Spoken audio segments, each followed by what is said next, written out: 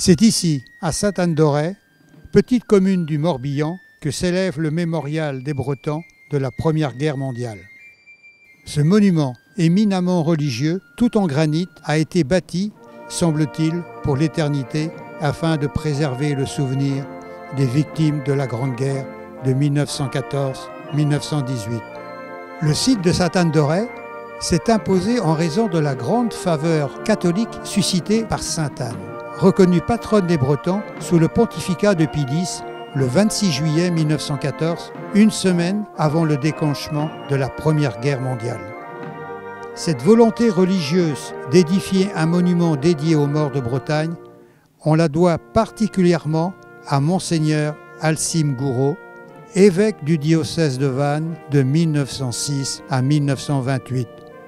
Sa très grande sensibilité envers les souffrances des victimes militaires et civiles de la Grande Guerre est à l'origine de cette construction. À cette époque, la Bretagne comprenait 5 départements.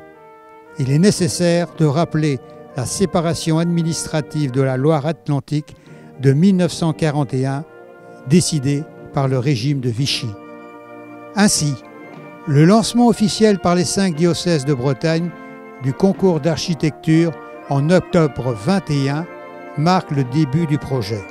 Monseigneur Gouraud a tenu à en négocier tous les tenants et aboutissants avec les évêques des 4 autres diocèses. Les premiers travaux débutèrent en 1922 pour se terminer en 1932. Ce si long délai s'explique par les grandes difficultés de sa réalisation. En effet, le terrain s'avéra marécageux, beaucoup plus que l'étude géologique ne l'avait laissé croire. Il a fallu miner parfois jusqu'à 12 mètres de profondeur pour trouver le roc.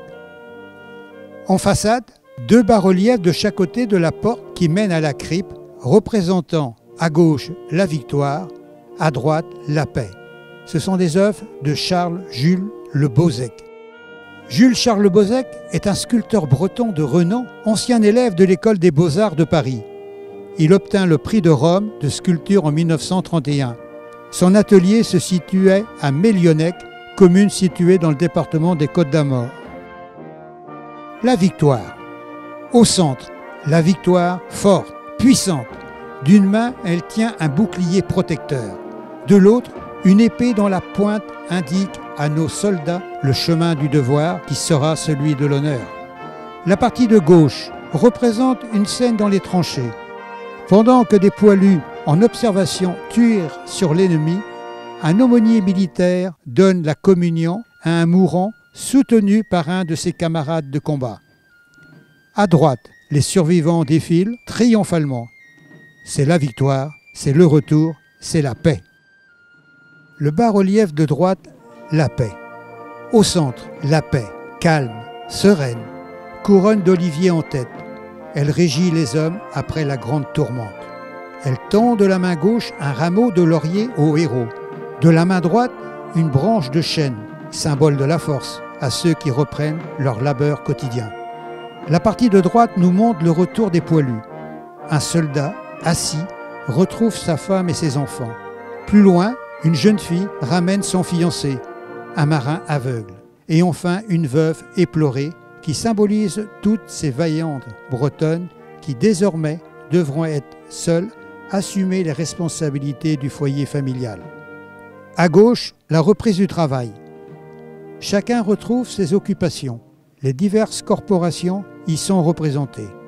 Le cultivateur emmène son jeune fils vers les champs. Un sabotier contemple son œuvre. Un prêtre a repris l'habit du pasteur. Un forgeron roule une roue. Un marin retrouve ses filets. 2 escaliers demi-circulaires donnent accès à la coupole qui abrite un autel monolithe en granit rose de Ploumanac. Cet autel, d'un poids de 2000 kg, sobre comme un dolmen, a été installé 2 jours avant l'inauguration. C'est de l'autel du mémorial qu'est célébrée chaque année la messe du Grand Pardon. La crypte est réservée au culte des morts. Elle s'organise en 5 absidioles aménagées en chapelle, évoquant les 5 diocèses de Bretagne. Sous le vitrail à l'entrée de la crypte, la devise de la Bretagne. plutôt la mort que la souillure.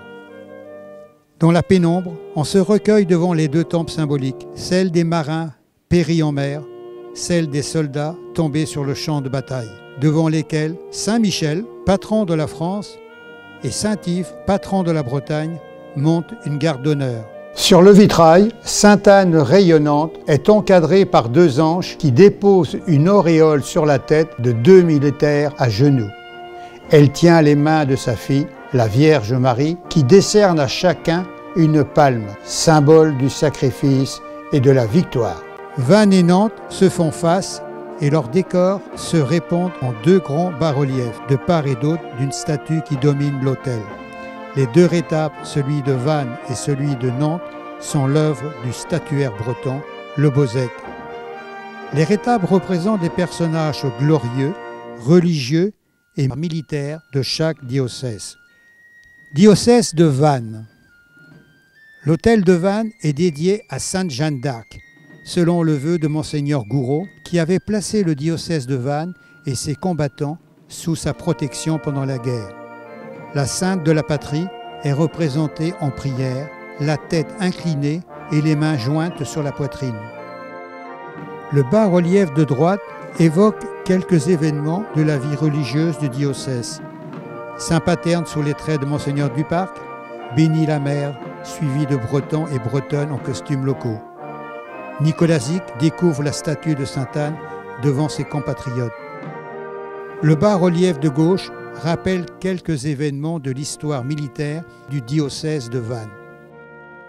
Diocèse de Rennes. À l'autel de Rennes, autour de Notre-Dame de la Paix qui domine le tabernacle, sont placées 12 statues représentant les saints le plus en honneur au diocèse de Rennes. Diocèse de Saint-Brieuc. Au centre de l'autel de Saint-Brieuc, un groupe fort remarqué, la Nativité de notre Seigneur Jésus-Christ, en un seul bloc de granit. De chaque côté se rangent les principaux saints du diocèse de Saint-Brieuc. Diocèse de Quimper. À l'autel de Quimper, ce sont des saints du pays de Cornouailles et de Léon, saints de granit bien bretons qui entourent la bonne grand-mère Sainte Anne. Diocèse de Nantes. Le bas-relief de gauche évoque les gloires religieuses nantaises. Le bas-relief de droite évoque de son côté les gloires militaires du diocèse de Nantes. Le mur du souvenir.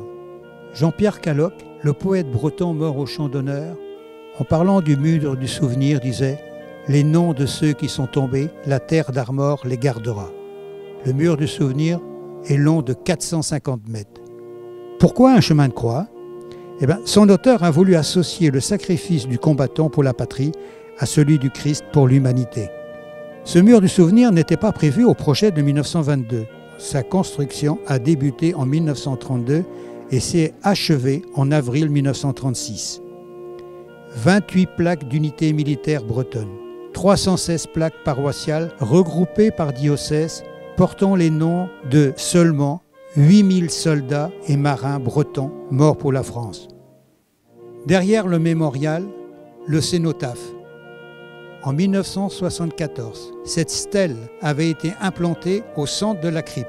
Elle a été déplacée derrière le mémorial en février 1991.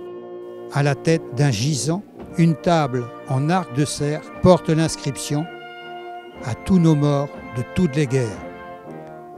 Sur chacun des 7 piliers est sculptée une victime de la guerre 39-45, un déporté, un résistant, un marin, un fantassin, un aviateur, un maquisard, un fusillé.